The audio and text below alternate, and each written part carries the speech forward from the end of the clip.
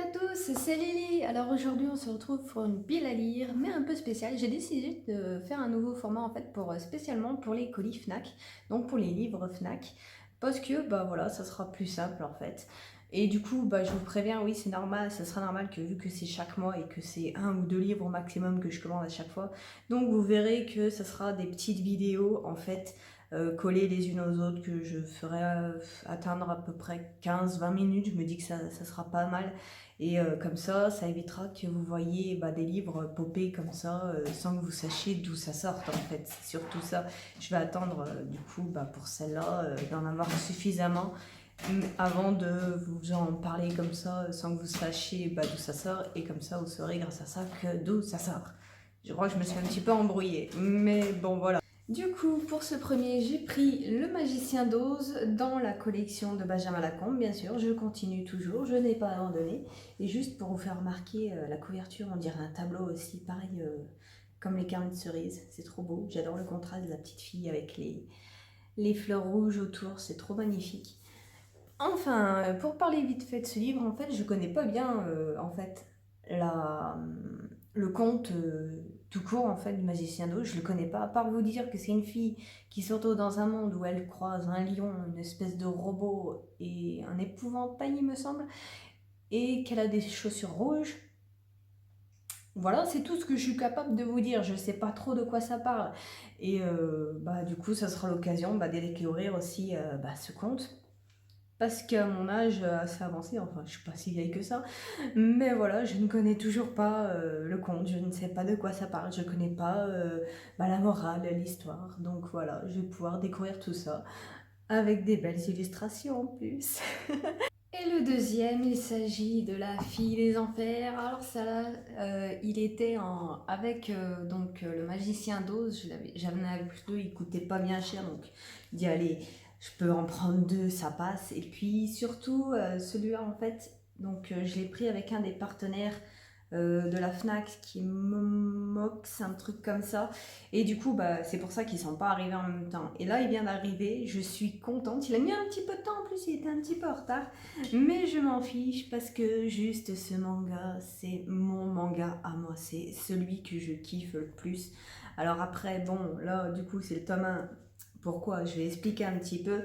C'est qu'en fait, La Fille de l'Enfer, je l'ai connue par sa série. Oui, il y a une série animée dessus de 4 saisons, il me semble maintenant, qui est sortie il n'y a pas longtemps. La quatrième, je ne l'ai pas encore vue tout entière. J'ai vu quelques épisodes au début. Je sais de quoi ça parle à peu près la thématique, mais c'est tout. Après, j'ai pas encore trouvé les autres épisodes, mais c'est pas bien grave. Je me dis que je vais laisser le temps passer, je vais réussir à la trouver, ça c'est pas de souci. Mais du coup, j'ai découvert ce manga grâce à cette série. Et je l'ai découvert, j'étais quoi, fin collège, début lycée, même un peu moins, ouais, je devais quand même bien être au collège. Et j'étais déjà dans cet univers d'anime et tout ça. Et je regardais plus des animes.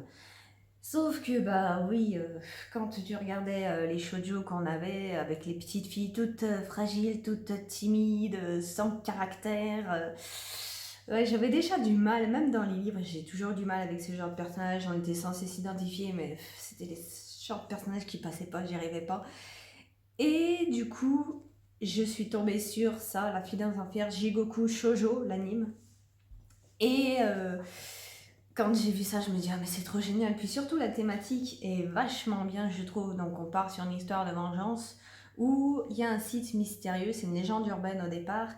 Il y a un site mystérieux, du coup, si tu te connectes à minuit, tu pourras envoyer le nom de celui que tu vas envoyer dans l'enfer, donc te venger, et la fille des enfers viendra le chercher. Sauf que du coup, la série est beaucoup dénigrée parce que elle est extrêmement longue. En fait, ce qu'il y a, c'est que par saison, il y a 26-25 épisodes, il me semble, en tout. Et la plupart des épisodes, oui, sont assez répétitifs parce qu'à chaque fois, on nous donne une situation et du coup, la fille des enfers doit arriver. Par exemple, je sais pas, n'importe quoi. Il y a vraiment de tout en fait comme situation. Une fille qui se fait harceler à l'école, au travail, des histoires de meurtre, enfin des trucs comme ça. Et du coup, je me dis que oui, c'est vrai que c'est long et c'est répétitif, c'est clair. Pour quelqu'un qui ne supporte pas ce genre de déroulement, ça va pas être possible à suivre. Sauf que moi, ça ne me dérange pas beaucoup. Surtout qu'en plus, oui, pour moi, les épisodes, ok, t'as pas le temps de t'accrocher au personnage, parce que justement, c'est pas fait en fait pour qu'on s'accroche au personnage. Le but, c'est que on te donne une situation et c'est à toi après de te poser la question, est-ce que c'est bien, est-ce que c'est pas bien, qui avait raison, qui avait tort, est-ce qu'il n'y avait pas une solution pour s'en sortir autrement en fait que passer par la file des enfers, parce que le truc qu'on sait pas, c'est que quand on passe un pacte avec elle, il y a toujours de tombe pour une malédiction, et celui qui envoie en enfer sera aussi envoyé en enfer à sa mort en fait. C'est à double tranchant. Tu fais un truc de mal, parce que oui, même si c'est vrai qu'il y a quand même des beaux salopards, je suis désolée, qui sont envoyés en enfer qui le méritent bien, mais il y a des situations, c'est tiré par les cheveux, je trouve, et après du recul, tu te dis bah, que non en fait, parce que même c'est des réactions humaines. Sauf que voilà, c'est pas vraiment réfléchi en fait, alors qu'il y aurait eu vraiment d'autres solutions pour le coup. Je suis fan de la série animée, au cas où. Et le truc, c'est que j'avais jamais lu la version papier. Je savais qu'il y en avait une, j'ai été tombée dessus une fois, je me souviens quand j'étais... oui, je devais bien être au collège quand j'ai découvert ça. Maintenant que je parle de ça, je me souviens, oui, j'étais avec une pote, on allait souvent au banc du livre, on adorait les livres. Et il y avait déjà des petits mangas mis dans les bacs. Et une fois, j'étais tombée sur La Fille des Enfers. Il y avait plusieurs tomes, il devait y en avoir 4 ou 5, un truc comme ça. Et sauf que pour faire le truc, moi, c'est que j'y avais été, mais j'avais pas pris d'argent parce que justement, je voulais pas acheter. Donc, pour pas me faire tenter, j'avais pas pris d'argent. Et j'étais tombée dessus et je m'étais dit, oh putain, pourquoi? Et bien sûr, après, ils étaient partis. Mais voilà, j'avais découvert que du coup, oui, il y avait un manga. Et c'est là que j'ai commencé à découvrir que la plupart des animés étaient tirés de mangas. Et on peut pas dire que oui, ça diffère un petit peu. Bon, il y a des petits changements, comme une adaptation en film, hein, c'est normal. Mais du coup, je me suis dit, pourquoi est-ce que je redécouvrirais pas cette série en fait? Parce que je me suis rematée en plus il y a pas longtemps. J'ai fait un rush avec les 3 premières saisons où je les ai toutes rematées à la suite. Et je me suis dit, allez, je me lance. J'essaie de trouver du coup le manga papier. Et je me fais la petite collection, je redécouvre cette série que j'ai tellement aimée. Son ton taciturne, oui, parce qu'elle affiche pas beaucoup ses émotions. On comprend à la fin de la première saison, on voit son histoire et on comprend pourquoi justement elle est comme ça. Et c'est justement pour ça, je pense que je me suis vachement accrochée à cet anime, comparé aux autres où les petites filles étaient toutes des nunuches, disons-le. Celle-ci n'était pas du tout pareille et c'est pour ça que je me suis accrochée. Et je l'aime beaucoup, n'empêche, cette petite. Même si son histoire est quand même triste, c'est bon, après c'était une autre époque, mais bon, c'est quand même triste. Et ouais, tu t'y accroches beaucoup, n'empêche, surtout si tu la suis dans les autres saisons, parce que et qu'on peut pas s'accrocher beaucoup aux petites situations qu'on nous met, même les personnages secondaires, surtout dans les 133, que je me rappelle vraiment la nunuche, celle-là, on se demande pourquoi elle était là, mais bon, il fallait bien nous raconter le délire. Et justement, heureusement qu'il y a I qui sauve un petit peu le truc avec ses assistants, on découvre leur passé à eux aussi, et c'est vachement intéressant. Et voilà, donc c'est pour ça que je suis contente de l'avoir enfin reçu. Je vais pouvoir redécouvrir cet anime que je kiffe tant. Je sais pas ce qui va beaucoup changer, je verrai bien, je pense quand même qu'il va y avoir quelques changements, mais on va rester dans la même thématique de la vengeance. Oui, bon, j'ai les cheveux mouillés, c'est normal, je viens de me laver la tête, pas de panique. Bon, alors regardez-moi ce que je viens de recevoir, un colis Fnac, celui de ce mois-ci du coup, et bon, je l'ai ouvert, j'ai pas pu m'en empêcher. La prochaine fois, je vais vraiment essayer de faire en sorte d'ouvrir face cam. Et bon, là quand même, je vais vous montrer, donc il y avait ça avec, j'avais aussi des petits bons de réduction, bon, c'est pas bien important. Alors, ce mois-ci, j'ai 2 livres encore une fois. Je pense que ce sera le dernier mois où il y en aura 2. Après, enfin, pour le deuxième, on peut dire que ce mois-ci, il a failli y en avoir que 1. Sauf que je ne vais même pas vous montrer tout de suite. En fait, vous allez comprendre quand vous le verrez. Donc, le premier, en tout cas, il s'agit de La Maison des Morts. Alors, celui-là, du coup, je l'avais vu dans une vidéo d'une de mes youtubeuses que j'aime bien. Et juste, quand je l'ai reçu, en fait, regardez-moi ça, il était de dos comme ça, et je l'avais pas reconnu du coup, et je me disais, mais c'est quoi ce livre en fait? Parce que je m'attendais pas en fait à ce qu'il soit cartonné. Et c'est pour ça que j'étais étonnée, il est super beau, regardez-moi comme il brille, il est super, il est stylé quoi, il est magnifique, je m'attendais pas.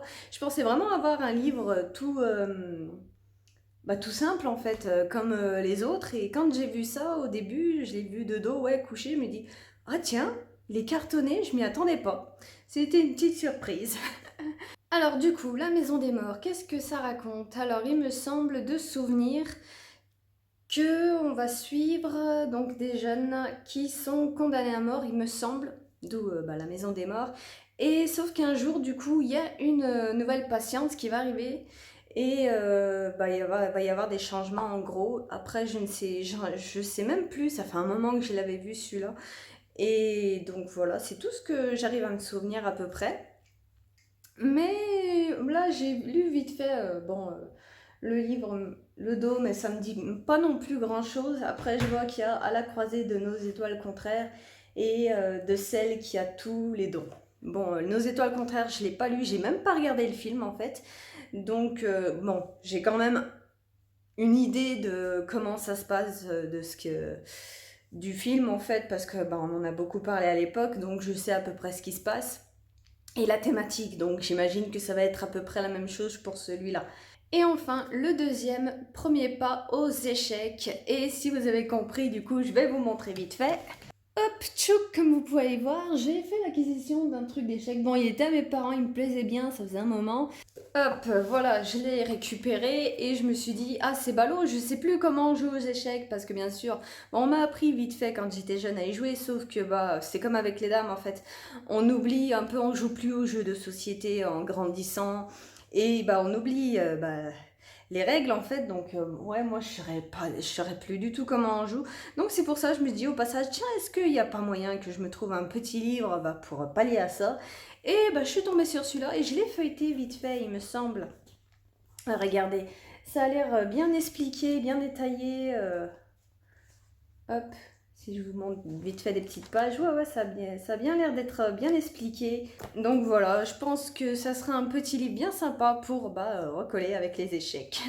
Et voilà, moi je conclus avec ces deux-là, ces deux petits-là. On verra bien la prochaine fois ce qui me réservera. C'est un peu au hasard, je mets un petit peu au fil de ma liste que j'ai. Je mets toujours le premier, je descends comme ça avec la liste. C'est plus simple, ça m'aide de choisir parce que de toute façon je sais que je ne pourrais pas choisir tellement j'en ai. Et si je les ai marqués en fait, c'est pour une bonne raison, c'est que je voulais les lire. Et donc je me dis, on s'en fiche en fait, peu importe, je suis la liste, comment je l'ai fait.